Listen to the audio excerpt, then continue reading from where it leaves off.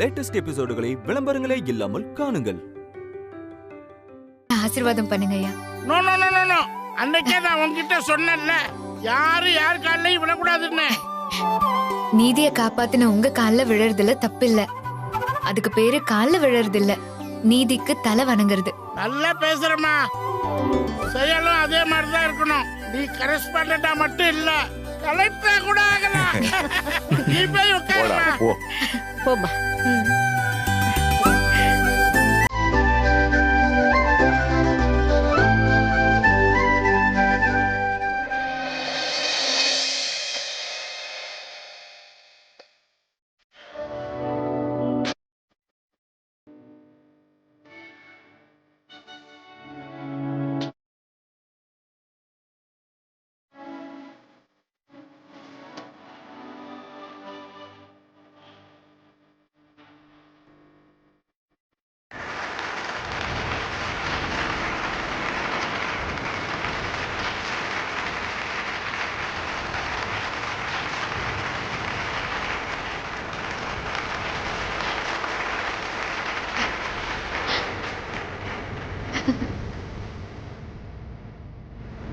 அவங்களால ஏதாவது சின்ன பிரச்சனை வந்தாலும் சொல்லு, ஒரு போன் பண்ணா போதும்.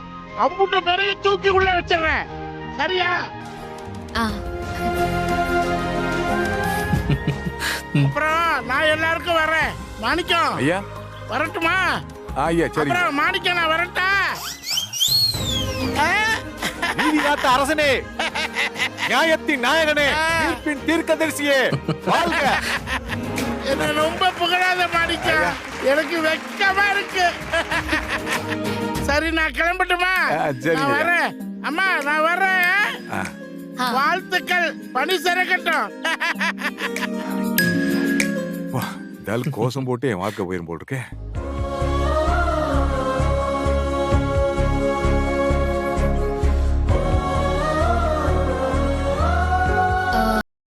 சித்தப்பா ஆமா போட்டதானே எடுத்துட்டு வந்துடுறீங்கன்னு.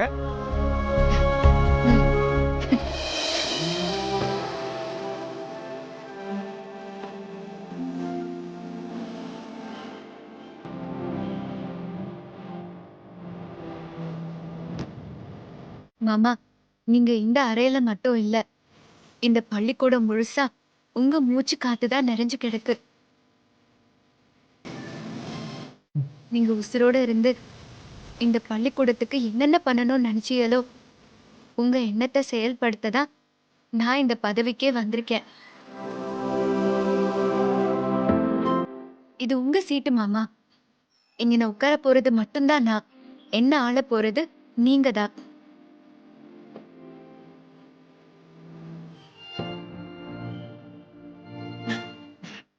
என்ன ஆசீர்வாதம் பண்ணுங்க அத்தை.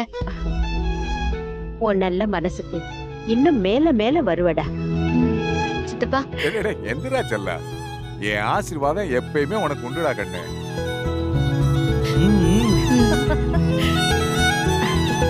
போமா போமா.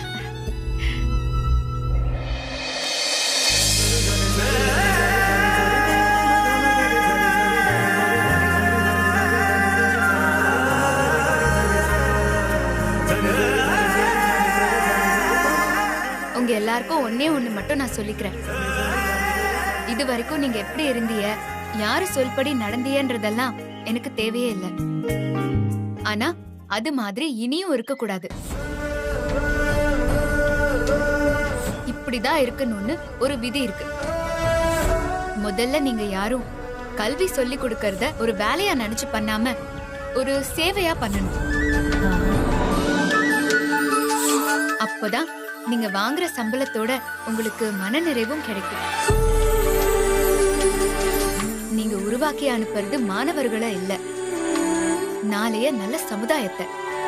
அப்படி ஒரு பொறுப்பான இடத்துல இருக்கிற நாம நம்ம பொறுப்பு உணர்ந்து செயல்படணும். மாணவர்களை உங்க பிள்ளைகளா நினைச்சு வழி நடத்தணும். அவங்கள ஒரு நல்ல நண்பர்களை போல நடத்துங்க. அதே சமயம் தேவையான கண்டிப்பும் இருக்கட்டும். அவங்களுக்கு நம்மளை பார்த்து பயம் வரக்கூடாது, மரியாதை தான் வரணும்.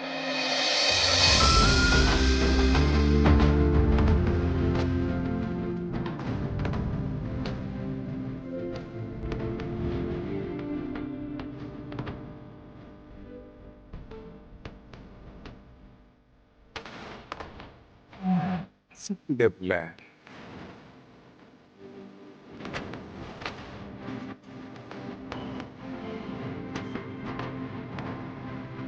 டேய் ஆ? என் மருமக அந்த சீட்ல உட்கார்ந்து இருக்கிறத பார்த்தா அவரை பாக்குற மாதிரியே இருக்கு. அதே பேச்சு, அதே கம்பீரம். ஆமாக்கா, என் மாமாவோட ஆசைய அமுதா புள்ள கண்டிப்பா நிறைவேற்றுவா. ம். இந்த நிலைமையில அவளை பார்க்க எம்பிட்டு பெருமையா இருக்கு தெரியுமா? ஹலோ, என்ன வாத்தியார்னு பெருமையா பாத்தீங்க, இப்ப என்னடானா அவளை மட்டும் பெருமையா பேசுறீங்க? டேய், நீ வெறும் வாத்தி தான், அவ வாத்திகள்லாம் வாத்தி. உன்னை பெரேடு எடுக்கிற பெரிய வாத்தி. மேடம் இப்ப கரஸ்பாண்டன்ட். உனக்கு கீழே 30 பேர் தாண்டி. என் மகளுக்கு கீழே மொத்த ஸ்கூல்ல இருக்கு. அதுல நீ ஒரு துளியா இருக்க, புரியுதா? புரியுது. இப்ப அவ அங்க சொல்லிக்கிட்டு இருந்த அட்வைஸ் எல்லாம் உனக்கு சேர்த்துதான், புரியுதா? நல்லா மண்டையாட்டு, செம்பரியாடு மாதிரி. சத்தம் போடாம இருடா. என் மருமக பேசுற அழக பாருடா. ஐயோ, இனிமேல் எங்க அக்கா தொல்லை தாங்க முடியாது. ஒண்ணுக்கு 2 தடவை போட தொடப்பாளே. சரி சரி, நான் பாக்குறேன்.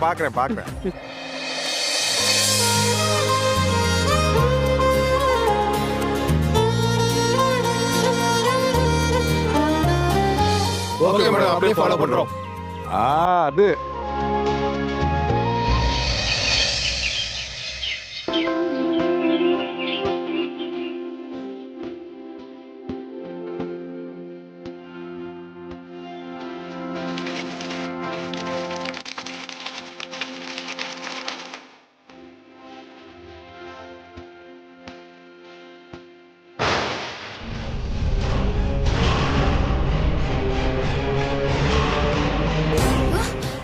அத்தை, சித்தப்பா, அத்தை, கொஞ்சம் வாங்கல. அத்தை, என்னம்மா, என்னாச்சு? என்ன முதா? ஏன் கத்துற? சித்தப்பா, இங்க நிறுத்த கிரைண்டர் எங்க சித்தப்பா? எந்த கிரைண்டர் அத்தா? அதோ அங்க நிறுத்தா. அதையே இப்ப கேக்குற? என்ன அதையே கேக்குறேனா? செல்லம்மா அக்கா 15 கிலோ இட்லி மாவு அரைக்க சொல்லி கேட்டிருக்காங்க. மணி அண்ணன் அவங்க அண்ணன் மகன் கல்யாணத்துக்காக 500 உளுந்த வடைக்கு மாவு கேட்டிருக்காங்க. பக்கத்து தெருவுல கன்னி பூஜை நடக்குது, அதுக்கு 10 கிலோ மாவு சாயந்தரத்துக்குள்ள கேட்டிருக்காங்க. இம்புட்டு ஆர்டர் கிடக்கு, கிரைண்டர் எங்கன்னு கேட்டா எதுக்கு கிரைண்டர்னு கேக்குறிய? என்ன நான் கேட்டுக்கிட்டே இருக்கேன், எந்த பதிலும் சொல்லாம இப்படி அமைதியாவே ஒருத்தர் முகத்தை ஒருத்தர் பார்த்துட்டே இருந்தா என்ன அர்த்தம்? பதில் சொல்லுங்க. அது ஒண்ணு இல்ல அமுதா கண்ணு, இந்த கிரைண்டரை புத்தம் புதுசா வாங்கும் போது 18,000 ரூபாய்க்கு வாங்கணும். நாம இத 3 வருஷம் அடின்னு அடிச்சதுக்கு அப்புறமும் இத ஒரு கேன பையன் 16,000 ரூபாய்க்கு வாங்கிட்டு போயிருக்கான்னா பாத்துக்கவே. நம்ம கிரைண்டரோட மவுஸ் அப்படி இருக்கு. என்னது, கிரைண்டரை வித்துட்டீங்களா? ஆமா கண்ணு, நல்ல வேலைக்கு தானே போயிருக்கு, நீ ஏன் கவலைப்படுற? இந்த பாரு, உன் சித்தப்பனை எவனும் ஏமாத்த முடியாது. சித்தப்பா, என்ன விளையாடுறீங்களா? இப்ப எதுக்கு அதை வித்திய? 50 பேர் ஆர்டரையும் வாங்கி வச்சிருக்கேன், அவங்களுக்கு எப்படி நான் இப்ப மாவு அரைச்சு கொடுப்பேன்?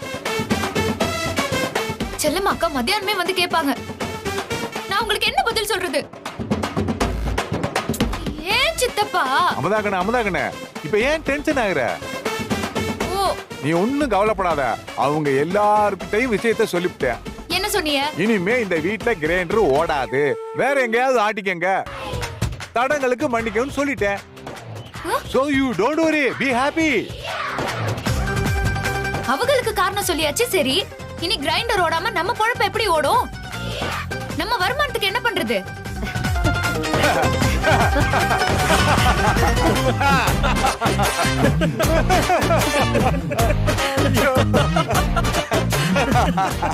அத்தை, பாருங்க அத்தை.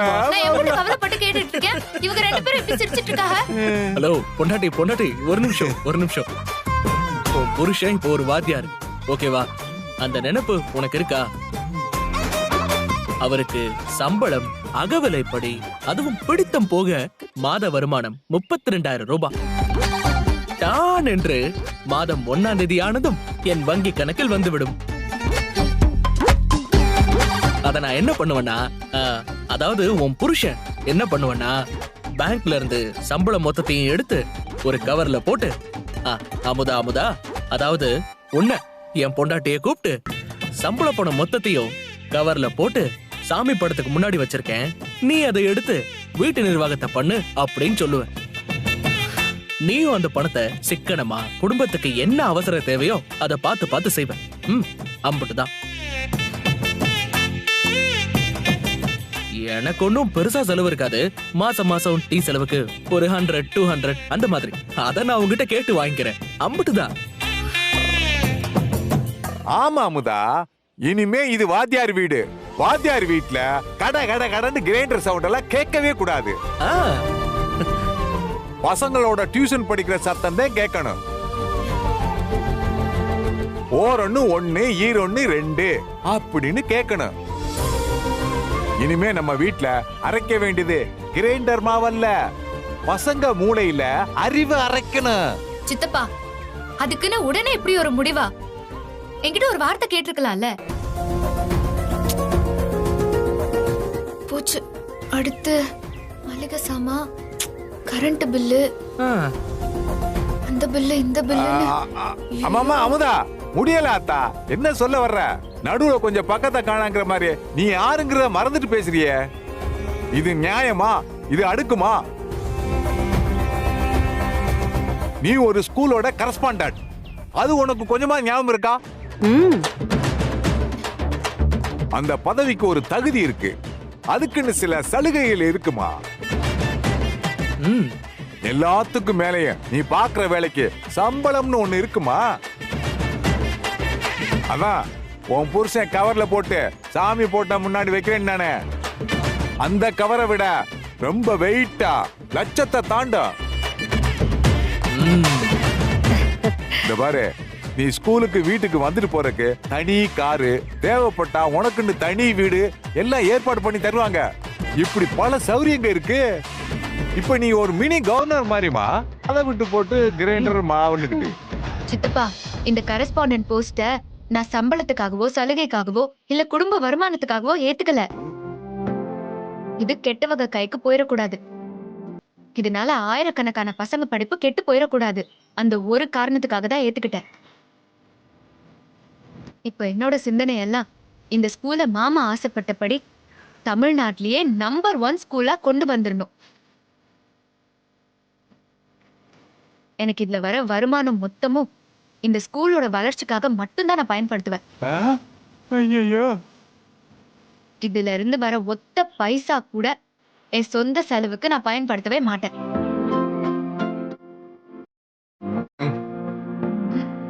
டேய் மாணிக்கம், என்னக்கா? கிரைண்டரை பேரம் பேசினவங்கிட்ட அட்வான்ஸ் காசை திருப்பி கொடுத்துட்டு அவனை வந்து கிரைண்டரை வீட்டுல வச்சுட்டு போக சொல்லு. எதுக்குக்கா? கரஸ்பாண்டன்ட் திரும்பவும் மாவு அரைக்க வைக்க போறியா? என் மருமக எதுக்குடா மாவு அரைக்கணும்? பிறகு என் மகனும் மருமகளும் இனிமே பள்ளிக்கூட பொறுப்பை பாத்துக்கிட்டாலே போதும். இந்த வீட்டு பொறுப்பை நாம பாத்துக்கோங்கிறேன். அக்கா, இம்புட்டு நாளா என் மருமக தோள்ல தூக்கி சுமந்த இந்த குடும்ப பாரத்தை நாம சுமப்போம். ஐயோ மறுபடியுமா? ஏன்னா இதை விட பெரிய பாரத்தை, குழந்தைங்களோட எதிர்காலத்தை என் மருமக சுமக்க போறா. அதனால நீ கடைய பாத்துக்கோ. அக்கா, என்னடா? நமக்கு ஒரு கடைன்னு ஒண்ணு இருக்க, அத மறந்து போயிட்டோமே. இனிமே நான் கடையை பாத்துக்கிறேன், நீ வீட்ல இருந்து மாவு அரைச்சுக்க. ஆமா சித்தப்பா, நம்ம குடும்ப தேவைக்கான வருமானத்தை நம்ம அதுல இருந்து தேடிப்போம். அந்த வருமானம் ஒரு சேமிப்பா இருக்கட்டும்.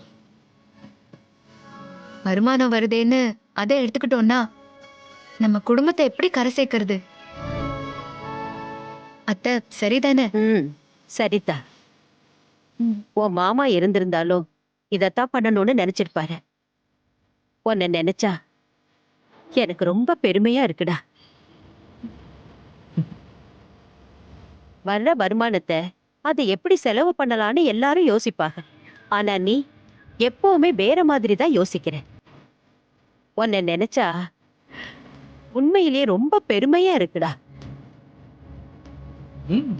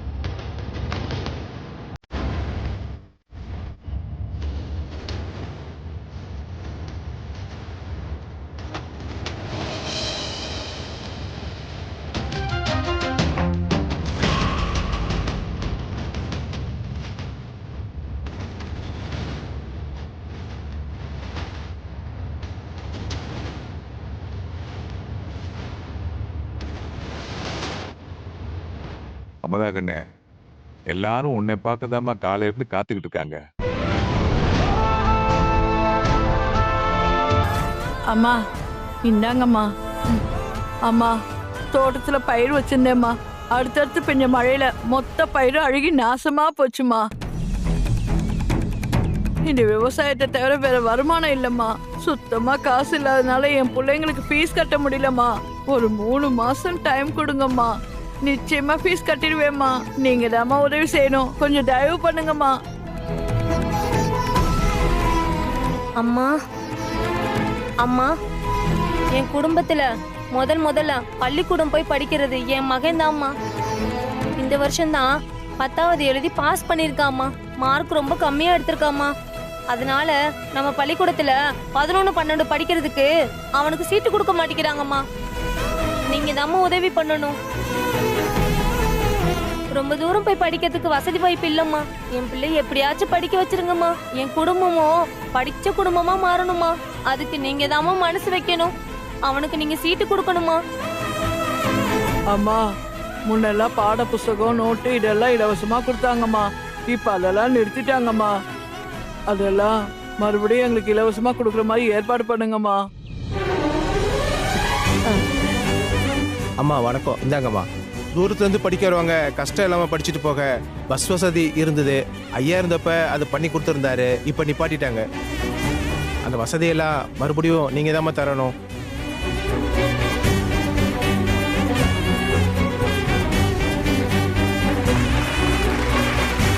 ஐயோ, எதுக்கு இதெல்லாம்? கஷ்டத்தை நீக்கிறதாமா சாமி. எங்க குழந்தைங்களோட கஷ்டத்தை தீக்க போற நீதாமா எங்க குலசாமி. கதிரேசன் ஐயாவால எத்தனையோ குடும்பம் மேல வந்திருக்கு. அதுல என் குடும்பமும் ஒண்ணு. அவர் போன பிறகு போன நம்பிக்கை இப்ப உன்னை பார்த்ததும் திரும்ப வந்துருச்சுமா. எங்களை மாதிரி சாதாரண ஆளுங்களுக்கு இனிமே நிச்சயமா விடுவு காலம் பிறக்குமா.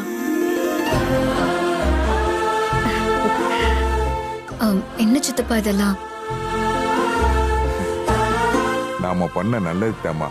மாலையும் மரியாதையும் நம்மளை தேடி வந்திருக்கு.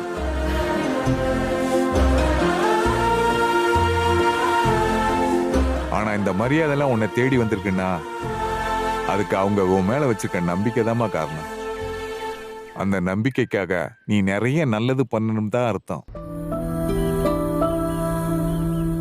என் மாமாவுக்கு கிடைக்க வேண்டிய மரியாதைலாம் திரும்ப உனக்கு கிடைச்சிருக்கு.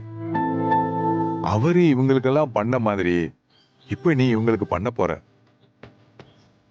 மக்கள் ஒருத்தர் மேல நம்பிக்கை வச்சுட்டா அந்த நம்பிக்கை சாகுற வரைக்கும் மாறாதுமா.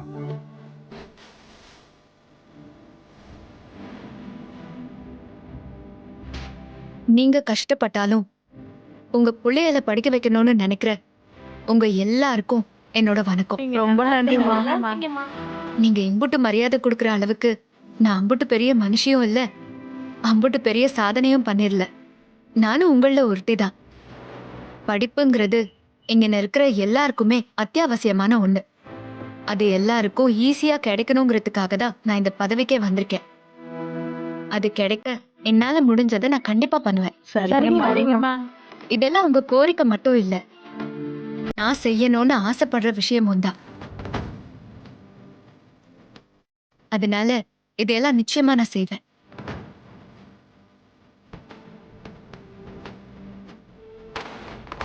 ம்